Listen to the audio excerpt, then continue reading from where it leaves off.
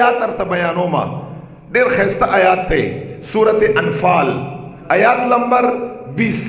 ډیر بهترین آیات ته چې څوک ورته د زړه په سترګو باندې وګوري او د علم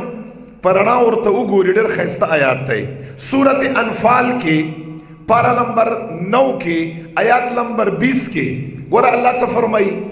نبی علیہ السلام سے عجیب شان دے اللہ فرمائی یا ایوہ الذین آمنوا اطیعوا اللہ ورسولہ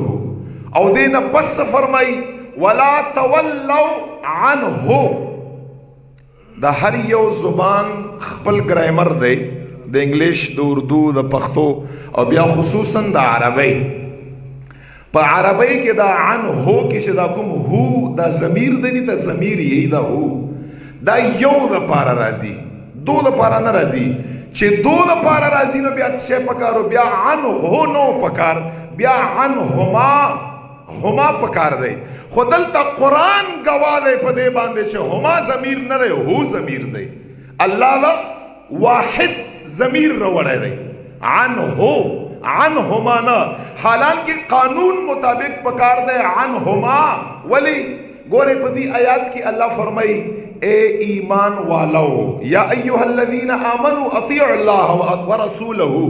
اے مومنانو دو خبری دو ذاتونو دو لوی یو رب کائنات ذات تے چھ خالق دے پا مخلوقاتو کی یو دا رسول اللہ ذات تے چھ مخلوق دے اگر رب دے او دا پا مخلوقاتو کی ٹولو نا لوی ذات والا مخلوق دے دو خبر رکھا اللہ سے فرمائی تاسو دا اللہ اطاعت اکڑی او تاسو دا رسول اطاعت اکڑی دلتی چھ اطاعت خبر اکڑی دا دوالا نمون اللہ ذکر کری دی خبل نمیم ذکر کا اطیع اللہ رسول اللہ نمیم ذکر کا ورسولہ خرستو اللہ سے فرمائی ولا تولو او تاسو مخ مگر زوئی تاسو مخ مأڑوئی عنہو ددنا وس ددنا چانا خدای استانا کستا رسول اللہ نا دلتا پکار داسی و عنہما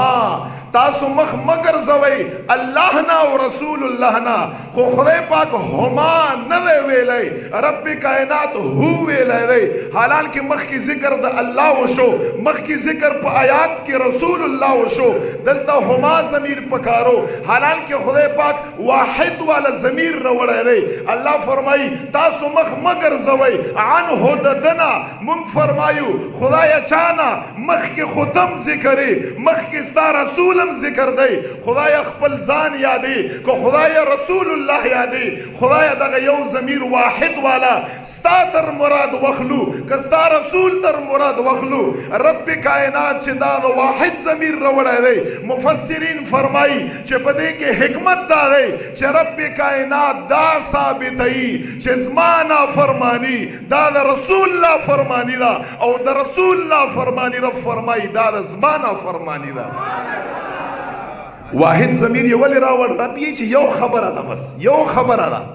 کمانا دے مخ اگرزاو دا سے دے لگا رسول اللہ نا دے چی مخ اگرزاو او کہ رسول اللہ نا دے مخ اگرزاو دا سے دے رب فرمائی لگا مانا دے چی مخ اگرزاو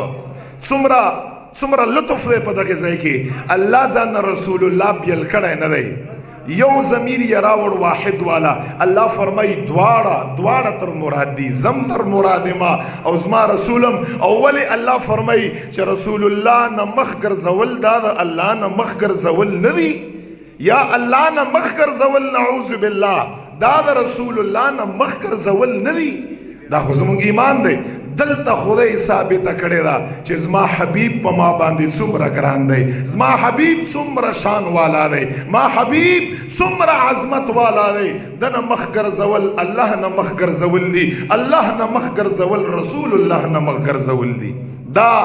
هغه شان دی د پیغمبر علیه السلام په آیاتونو کې چې رب دام نه دا خوخه چې زه هما راوړم هما کې به داسې بیل بیا ښکاري الله فرمایي زما داسې بنده دی داسې محبوب دی چې داسې محبوب شان والا بنده په روی زمین باندې الله نه دی پیدا کړی